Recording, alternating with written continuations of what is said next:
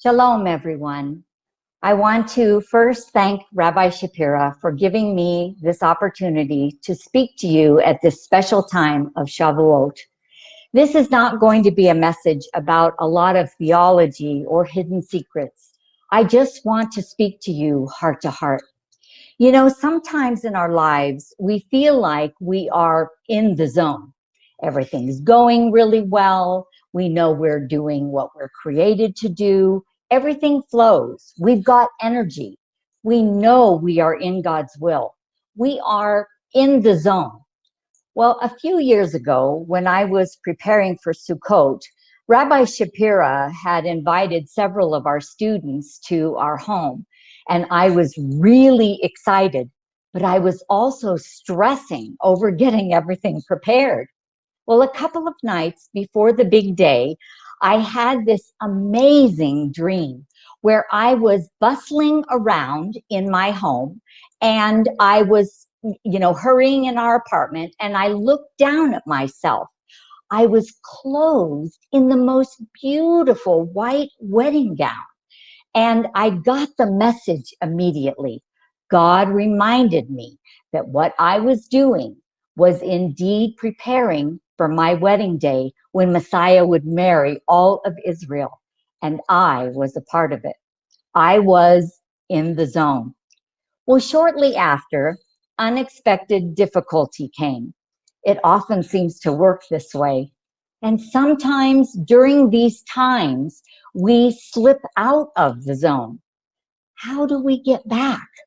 Well, we have to return. Shuvu. A year ago, COVID-19 invaded our lives.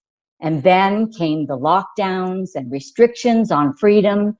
It became more difficult to do mitzvot, commandments, that were so easy to do before.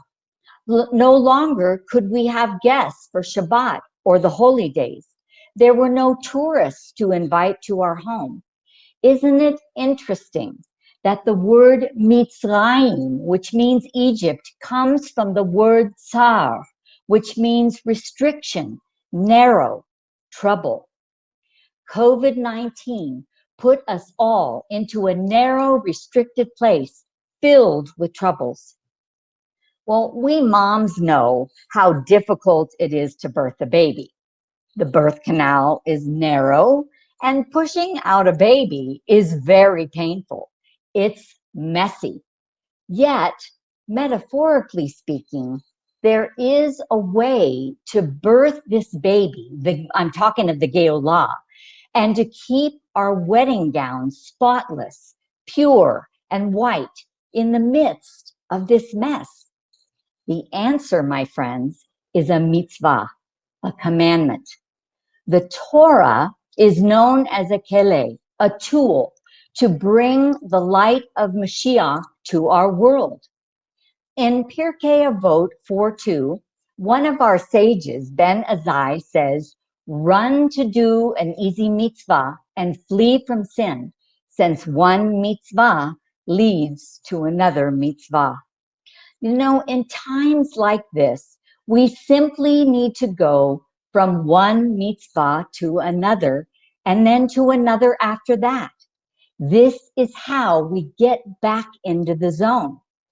And I strongly suggest that the easiest ones to do are the ones we do for our brother or sister or family.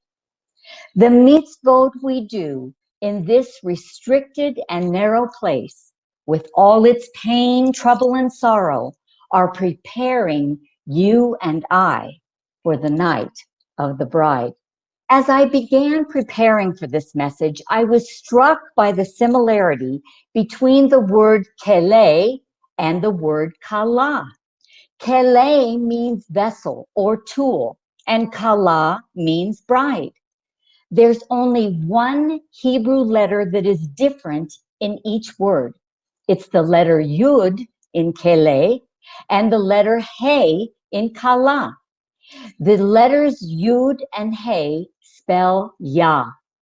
The first two letters of the Tetragrammaton, which is the holy name of Hashem.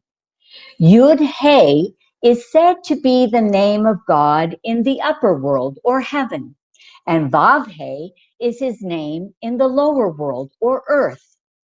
Simply to say this, our purpose is to unify his name above with his name below. In practical, simple terms, this means that our purpose on this earth is to unify heaven with where we are on the earth through our actions, through the mitzvot. I believe this teaches us that there's a close relationship between Kele and Kala. You know, we are each a vessel, a Kele, created to be filled up with Hashem's light, his goodness, his love, his forgiveness, mercy, and kindness. We are meant to reveal him to others because he's hidden in this world. It's very interesting that the word Kele can also be divided into two words. The letter Kaf, which is a preposition meaning like, and Li, which means me. Kele means like me. God is saying to us, as his vessel, be like me. Our greatest purpose in this world, my friends, is to be like Hashem. Genesis 1:26 teaches this, that we are meant to be his shadow, to imitate him, to represent him, so that other people can see what he is like. We are to be kind like him, to be full of grace and forgiveness like him. We are to love others and bestow acts of kindness on them like he does with us. Speaking of light, divine light manifests as pure white light, but it can be split into the 7 colors of the rainbow.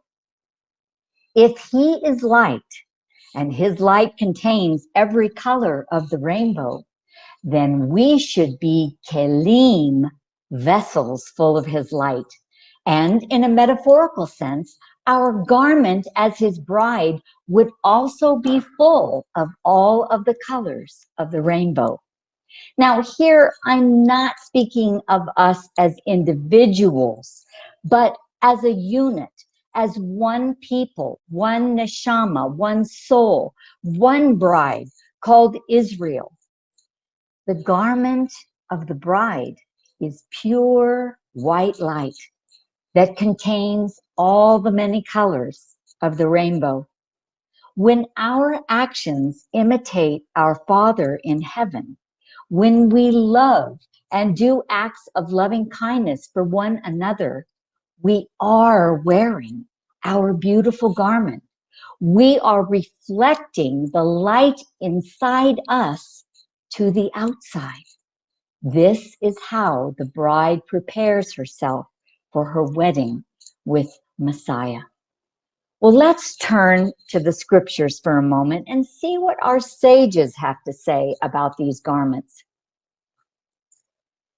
In Isaiah 52, verses 1 through 2, it says, "Awake, awake, put on your strength, O Zion, put on your beautiful garments.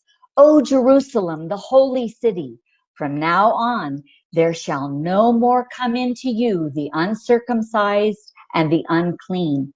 Shake yourself from the dust, arise and sit down, O Jerusalem. Loose yourself from the bonds of your neck, O captive daughter of Zion." Notice that the verse begins with "put on your strength, O Zion." What is Zion? Zion. The Malbim was a Russian-born rabbi who lived in the 1800s.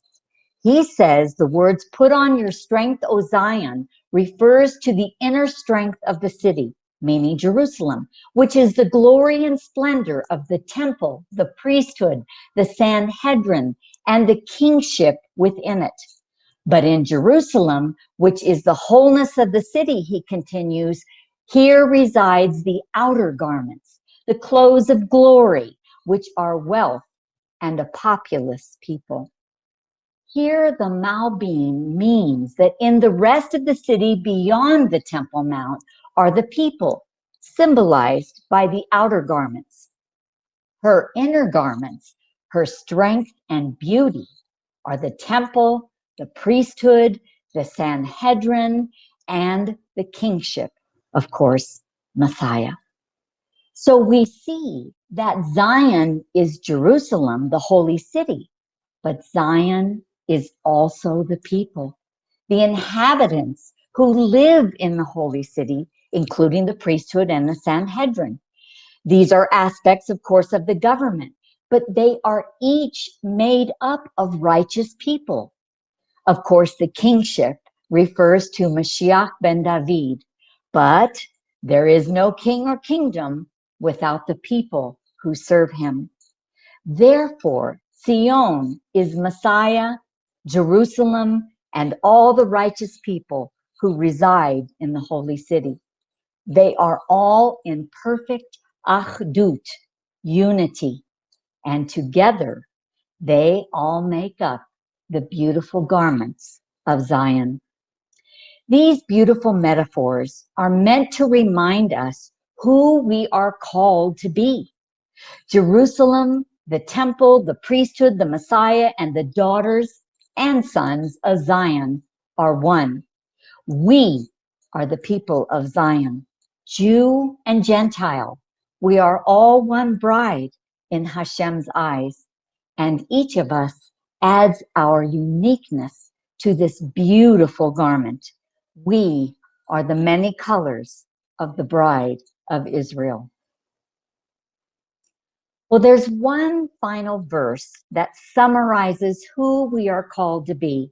It is found in Song of Songs, Shir HaShirim 1, verses 6 through 8. And Rabbi Shapira talks about this in the COVID-19 book on page 433. A woman asked the shepherd, Messiah, where he pastures his flock. He answers, if you know not, O most beautiful among women, go your way forth by the footsteps of the flock and pasture your kids besides the shepherd's tents.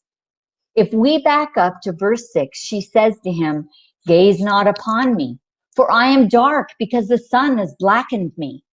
Rashi explains the meaning of her words. She's saying, I became a worshiper of other gods, and my own vineyard, meaning my God, I did not keep. She believes she is not worthy to be with the shepherd's flock. And as Rabbi says in his book, she makes excuses and avoids the wedding. We, especially of the nations, may feel this way. We often wonder, can we really be the bride? As Rabbi writes, the Kala needs much healing. Amazingly, the shepherd tells us exactly what we are to do for our healing in verse 8. We are to follow Bikveh in the footsteps of the sheep and graze our kids by the tents of the shepherds. If we look closely at the Hebrew, we will see that Yaakov's name is in the middle of the word.